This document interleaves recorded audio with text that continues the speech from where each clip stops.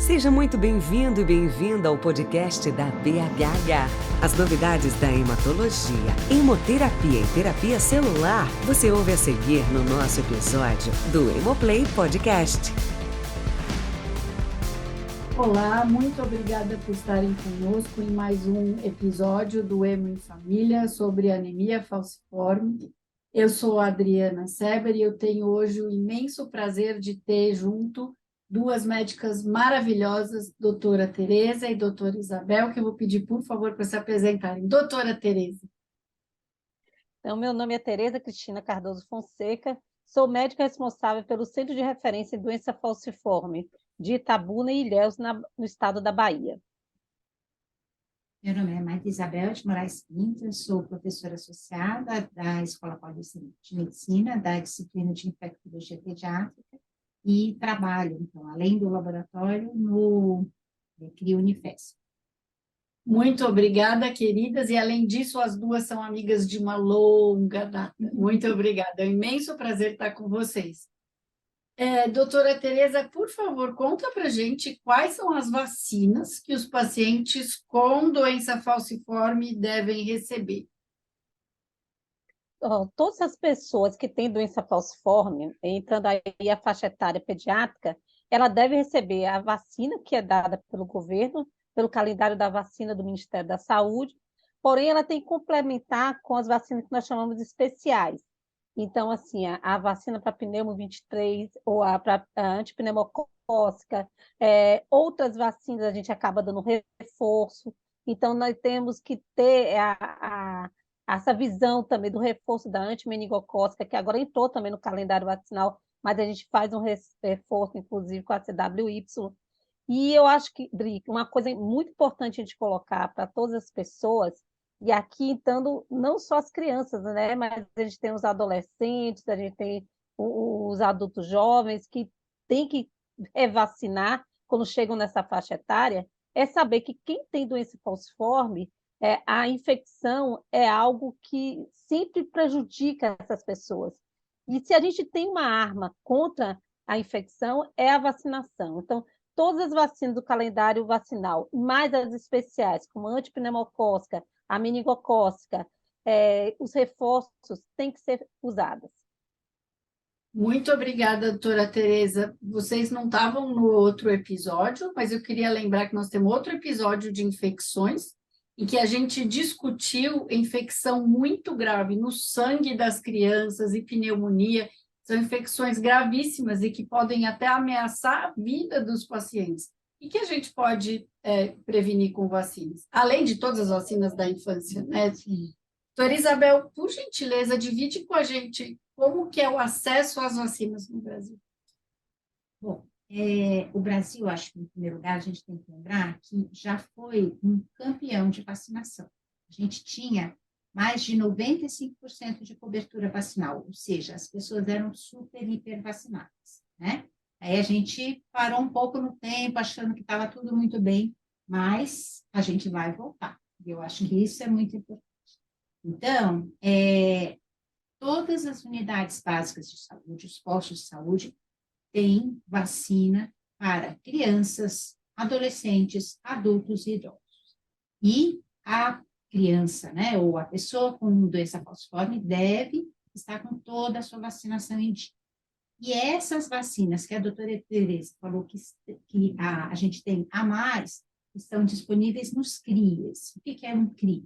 É um Centro de Referência para Imunobiológicos Especiais, que são as pessoas, é uma possibilidade de você dar algumas vacinas para pessoas que precisam de mais vacinas do que a pessoa que não tem, por exemplo, uma doença falciforme. Então, é lá que você consegue tomar a vacina pneumocócica 23 valente, né, que, na verdade, você não dá de rotina para as crianças, mas lá você pode tomar. É lá que você pode tomar a vacina meningocócica C e os reforços, né, mesmo sendo mais velho, porque a gente dá a meningocócica C, quando a criança é pequena, daí dá, quando ele é adolescente, a ACWY e para. Só que no paciente com doença falciforme, mesmo que ele seja mais velho, ele pode e deve tomar, né?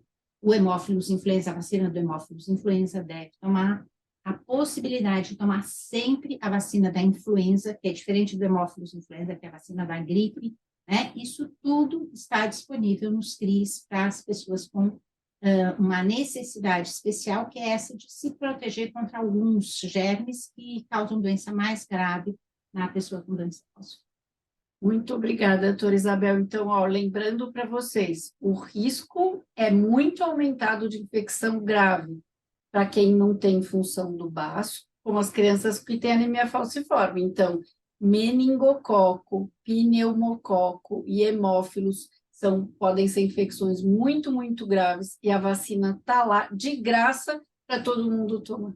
Sim. E tem uma vacina que a gente fala muito recentemente, que é a tal do Covid, né, doutora Tereza? Fala para a gente se as crianças com anemia falciforme têm que tomar vacina de Covid. Contra ele, né? Contra o Covid, né? Eu acho que esse é um tema muito importante. Como já foi dito aqui, o Brasil parece que estacionou nessa questão da vacinação, né? E a gente vê muito as mães questionando o uso da vacina, principalmente a vacina do Covid. E o que eu sempre coloco para todas elas, que a gente sempre tem que botar numa balança, né? Surgiu, vamos dizer assim, na população, o medo da vacina, dos efeitos colaterais da vacina, mas eu fico impressionada como não surgiu o medo da doença. Então, assim, no ano passado, por exemplo, eu tive para mim, assim, já falando no dia a dia, no final do ano passado, eu perdi uma criança por dia de doença falciforme com Covid. Ela fez um AVC, né? Ela teve um Covid, e ele sabe que a doença dá alterações da coagulação. Ela fez um AVC e faleceu. Outra, ela fez um diabetes, então a gente sabe que o Covid também está associado ao aparecimento do diabetes, e com o diabetes ela chegou já em coma e desidratada, falcizou e acabou falecendo. E uma última que morreu de infecção respiratória. Então, parece que a população uma falsa segurança de que o Covid na criança não mata. E, na verdade, principalmente quem tem doença falciforme, que tem outras já alterações no próprio organismo. Então, como coloquei, é um paciente que com a alteração da coagulação tem uma tendência maior a ter AVC, né? É um paciente que já tem o pulmão é um órgão vital para quem tem doença falciforme, porque a gente sabe que quando há uma baixa de oxigenação, existe a falcização e complica mais, principalmente o que nós chamamos de síndrome torácica aguda, né? Então, ele começa com uma infecção e desenvolve a síndrome torácica aguda. Então, assim, a vacina do Covid, com certeza, tem que ser dada em todas as crianças e todas as pessoas, tendo ou não tendo doença falciforme, mas principalmente quem tem doença falciforme, a gente tem esses quadros que têm um risco maior de uma morbimortalidade na vigência da infecção pelo Covid. Muito obrigada, doutora Tereza. A gente falou muito em outros episódios que a imunidade da pessoa que tem anemia falciforme é diminuída. E aí, doutora Isabel, o fato de ter uma imunidade mais fraca por ter a doença falciforme muda a resposta às vacinas? Então, teve vários estudos, né, que avaliaram como é que a criança responde ao meningococo, como é que ela responde ao pneumococo. Alguns falaram, talvez responda um pouquinho pior, mas, de maneira geral, a produção de anticorpos funciona muito bem. Baço não funciona.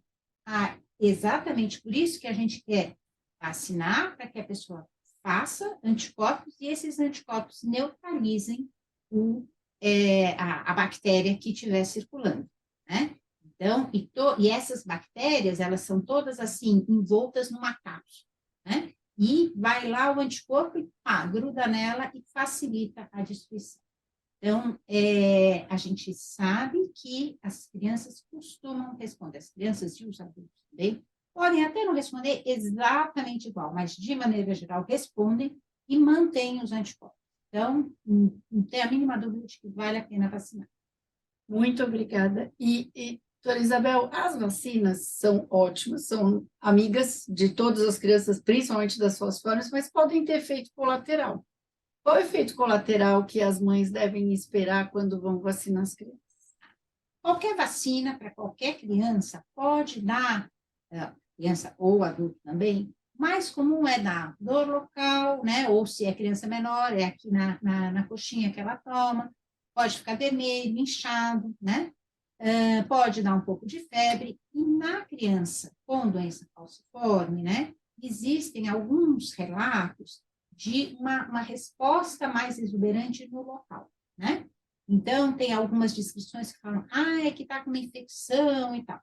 Na verdade, às vezes é porque ela já tem anticorpos, e isso acontece mais com o pneumococo, mas a vacina contra o pneumococo. Mas isso não quer dizer que não deva tomar, tem que tomar mesmo. Por quê? Porque é uma reação que pode acontecer, não é comum, e na maioria das vezes você resolve, até nem precisa forçosamente entrar com antibiótico. Né? Algumas vezes você até entra para a pessoa ser uma pessoa com doença falciforme. Mas, assim, de maneira geral, eu não esperaria.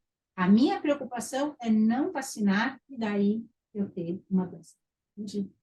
Então, mães, a vacina pode ter febre, pode ficar com o braço dolorido, mas a doença é muito pior. Então, tem que vacinar. Sim.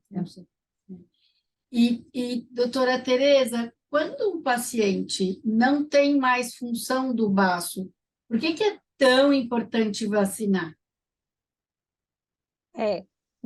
Nas pessoas que têm doença falciforme, a gente tem o que nós chamamos de uma asplenia funcional, né? Então, a gente tem um baço que tem uma função diminuída.